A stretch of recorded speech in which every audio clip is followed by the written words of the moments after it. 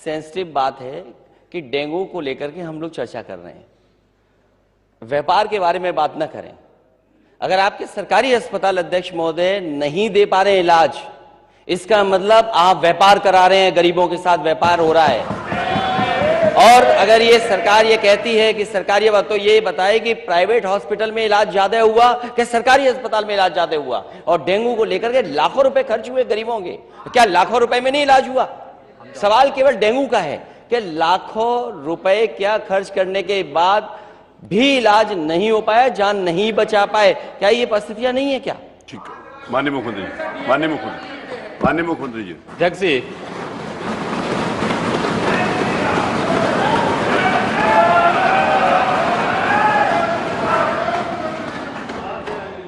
जैसा प्रश्न होगा वैसे उत्तर भी आ रहा है।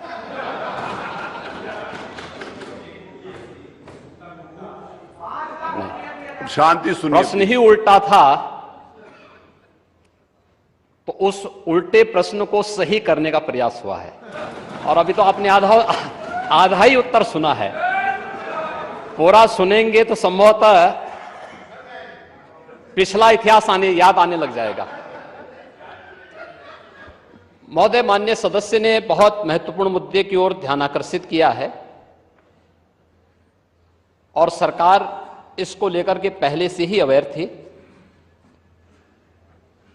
अंतर विभागीय समन्वय से संचारी रोग नियंत्रण के लिए, आपने केवल डेंगू की बात की है, जब वेक्टर बॉर्न डिजीज की हम बात करते हैं तो केवल डेंगू उसमें नहीं आता है। वर्मा जी, आप तो चिकित्सा शिक्षा के मंत्री रहे हैं ना, तो केवल डेंगू नहीं आता उसमें, मलेरिया भी है, चिकुनगुनिया भी है, कालाजार भी है। इन सभी से संबंधित वेक्टर बॉर्न डिजीज हो या फिर वाटर बॉर्न जल जनित हो या फिर विषाणु जनित कोई भी बीमारी हो, इनके उपचार के लिए सरकार के स्तर पर एक समन्वित प्रयास किया गया है। और उस समन्वित प्रयास को ही हम लोगों ने संचारी रोग नियंत्रण का एक विशेष अभियान, वर्ष में 3 बार चलता है कार्यक्रम, जिसमें पहले 15 दिन संचारी रोग के लिए अवेयरनेस के साथ साथ अंतर विभागीय समन्वय से स्वास्थ्य विभाग नोडल विभाग होने के नाते सभी अन्य विभागों के साथ समन्वय के माध्यम से इन कार्यक्रमों को नियंत्रित करता है। इसके बाद डोर टू डोर जाकर के दस्तक अभियान के माध्यम से कहीं भी कोई व्यक्ति जो बुखार से पीड़ित है, उस व्यक्ति को नजदीक के स्वास्थ्य केंद्र में उपचार की सुविधा दिलाने की व्यवस्था करना। उत्तर प्रदेश 25 करोड़ की आबादी का राज्य है और स्वाभाविक रूप से अलग अलग क्लाइमेटिक जोन होने के नाते अलग अलग क्षेत्र में अलग अलग प्रकार की बीमारियां देखने को मिलती हैं। जैसे आप ईस्टर्न यूपी से चल करके नेपाल की तराई से लेकर के सहारनपुर तक देखेंगे तो इंसेफ्लाइटिस से पूरा क्षेत्र प्रभावित था। अगर आप बरेली और बदायूं और उसके आसपास के क्षेत्र को देखेंगे तो ये क्षेत्र मलेरिया से ज्यादा संक्रमित रहता था। वाराणसी से लेकर के प्रयागराज, लखनऊ, कानपुर होते हुए अगर आप फिरोजाबाद, आगरा तक पहुंचेंगे तो ये पूरा क्षेत्र डेंगू से प्रभावित है। अगर बुंदेलखंड क्षेत्र में अगर आप देखेंगे तो ये क्षेत्र चिकुनगुनिया से प्रभावित है।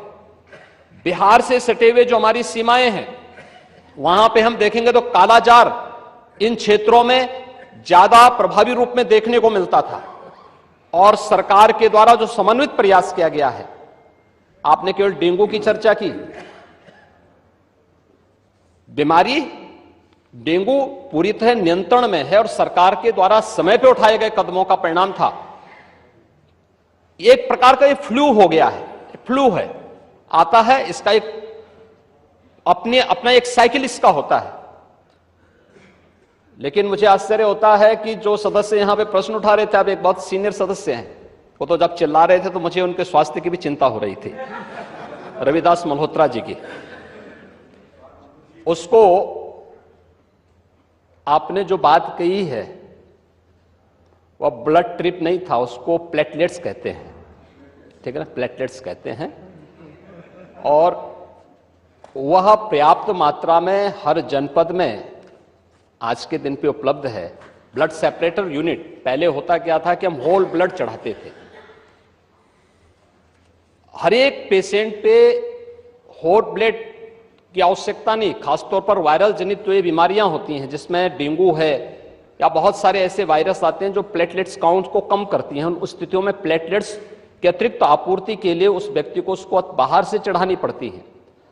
इसके लिए हर जनपद में ब्लड सेपरेटर यूनिट दी जा चुकी है, वे काम करनी शुरू की है। वहां पे हर जगह सरकार के स्तर पर बेहतर प्रयास हुआ है। और जहां तक नेता प्रतिपक्ष के द्वारा यह कहा जाना कि साहब प्राइवेट हॉस्पिटल में, याद रखना डबल इंजन की सरकार है, ये केवल बोलती नहीं करके दिखाती भी है। प्रदेश के अंदर 10 करोड़ लोगों को आयुष्मान भारत और मुख्यमंत्री जन आरोग्य योजना के अंतर्गत 5 लाख रुपए सालाना स्वास्थ्य बीमा का कवर भी ये सरकार उपलब्ध करा रही है। वह किसी भी पैनल्ड हॉस्पिटल में, वह सरकारी हो, सरकारी में सारी सुविधाएं फ्री में हैं, लेकिन किसी भी प्राइवेट हॉस्पिटल में जाता है तो वहां वे सुविधाएं मिल रही हैं। और ये पूरा सदन गवाह है कि हर माननीय सदस्य को इस सदन के द्वारा अपनी निधि से ही 25 लाख रुपए सालाना देने का अधिकार दिया गया है। और यही नहीं, मुख्यमंत्री राहत कोष से हम चेहरा देख करके पैसा नहीं देते हैं। कोई भी व्यक्ति जो भी आवेदन करता है, कोई भी पीड़ित हो, उसकी जाति, उसका मत, उसका मजहब नहीं देखा जाता है, बल्कि वह पीड़ित राज्य का नागरिक है। उसको प्रदेश में, देश में या दुनिया में जहां कहीं अच्छी स्वास्थ्य की सुविधा मिलती है, वह सुविधा के लिए मुख्यमंत्री राहत कोष से भी हम पैसा देने में कोई कोताही, तमाम मान्य सदस्य विपक्ष में बैठे हुए हैं, वो हर व्यक्ति इस बात को कह सकता है। उनके प्रस्ताव आते हैं बिना किसी भेदभाव के, हमने उसके लिए भी धनराशि उपलब्ध कराई है। आयुष्मान भारत और मुख्यमंत्री जन आरोग्य योजना भी है। हम आभारी हैं आदरणीय प्रधानमंत्री जी के, जिन्होंने आयुष्मान भारत जैसी योजना दी, जिसमें हर गरीब से गरीब व्यक्ति भी आज अपना उपचार किसी भी अच्छे कॉर्पोरेट हॉस्पिटल में भी करा सकता है, और देश में भी करा सकता है, दुनिया में भी कहीं करा सकता है। हर वर्ष की सुविधा उसको मिली है। मुख्यमंत्री जन आरोग्य योजना की सुविधा भी उसे दी गई है। इसके अलावा माननीय विधायकों को भी 25 लाख रुपए तक खर्च करने का अधिकार दिया गया है। और इसके साथ ही मुख्यमंत्री राहत कोष भी उसके लिए उपलब्ध है। इसलिए समस्या केवल इस बात की नहीं कि हम समस्या के समाधान का की ओर जाएं, समस्या केवल हर मुद्दे का राजनीतिकरण करके समाज में अव्यवस्था पैदा करना, लोगों में असंतोष पैदा करने का जो कुत्सित प्रयास किया जाता है, वह तो कोरोना कालखंड में भी लोगों ने देख लिया था, जब आप लोग बहका रहे थे लोगों को कि वैक्सीन मत लगाना, ये मोदी वैक्सीन है, और लोगों को गुमराह कर रहे थे। परिणाम क्या है? मोदी जी के शासनकाल में, उनके मार्गदर्शन में हमारे वैज्ञानिकों के द्वारा बनाई गई दोनों वैक्सीन दुनिया की सबसे प्रभावी वैक्सीन है। दुनिया के अंदर तमाम देशों में कोरोना महामारी के मामले बढ़ते हुए दिखाई दे रहे हैं। भारत में कोरोना कंट्रोल है और उत्तर प्रदेश में भी पूरी तरह नियंत्रण में है, कहीं कोई समस्या नहीं है। सरकार आपके द्वारा उठाए गए मुद्दों पर पूरी तरह सतर्क है, और अब तो इसके मामले वैसे भी समाप्ति की ओर हैं। बरसात के समय जल जमाव वाले क्षेत्रों में, अन्य क्षेत्रों में इस प्रकार की बातें देखने को मिलती हैं। ये केवल डेंगू के मामले नहीं होते, इंसेफ्लाइटिस के भी मामले होते हैं, मलेरिया भी होता है, कालाजार भी होता है, चिकुनगुनिया भी होता है। तो आपकी जानकारी के लिए, हो सकता है कि काफी दिन हो गए मंत्री पद से हटे हुए, तो आप भूल गए होंगे, तो आपके संज्ञान में लाने के लिए हमने दिया था।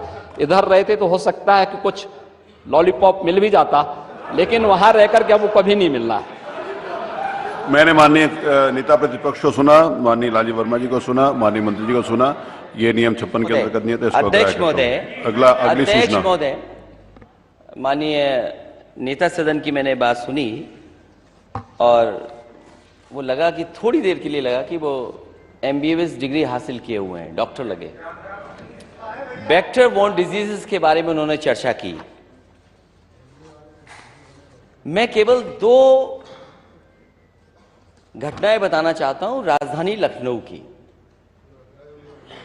लखनऊ की और इनकी सरकार की नाकामी, इनके हॉस्पिटल्स की व्यवस्था आप बता चुके डॉक्टर्स का हैं, उसका जवाब आ गया। इंतजाम, एक पूर्व सांसद, वो बता चुके वो भी हैं। भारतीय जनता आप पार्टी उसको के, बोल चुके हैं। भारतीय जनता पार्टी पूरी तो आप उसको भारतीय बोला जनता पहले। पार्टी के, वो हमारे दल के नहीं। नहीं, आप पूर्व उसको बोल चुके हैं। सांसद भारतीय जनता पार्टी के, वो अपने बेटे को लेकर के आते हैं। उनके बेटे को ये जानकारी मिलती है कि इसका इलाज अगर जल्दी नहीं हुआ तो जान Unfortunate नहीं था, उसकी बचेगी। जानकारी वो है एक सरकार को, आप अस्पताल उसको से बोल भी चुके हैं। दूसरे अस्पताल भागे और इलाज के लिए वो एडमिट नहीं करा पाए और उनके बच्चे की जान चली गई।